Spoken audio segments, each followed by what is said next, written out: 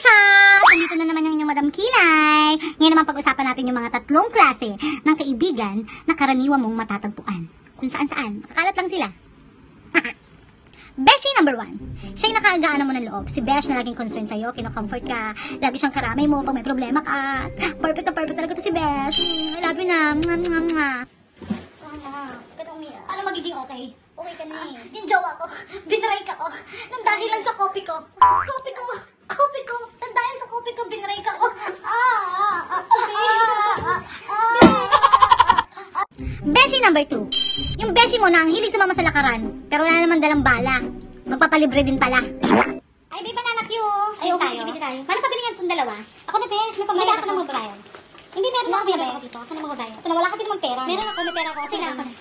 Ako na, okay. Huwag mo na ilabas yung pera mo. Ako na, wala ka namang pera. Kumari ka pa. Ako na. Beshi number 3. Ito yung mga beshi na nakakairita, mga atribida. Mga orokan.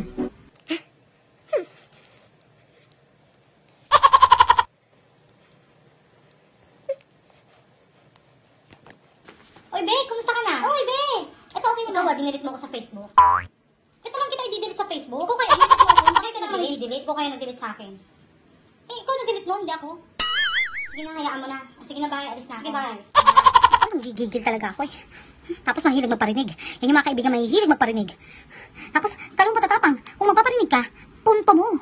Itag mo ako. Hindi puro ka parinig. Nanggigigil ako eh. Bakit? Pinaparing kami pagkikilay ko? Ha? Akala mo ba madali to? Ha? Itong pagkikilay ko, buwis buhay to. Ha? Tanda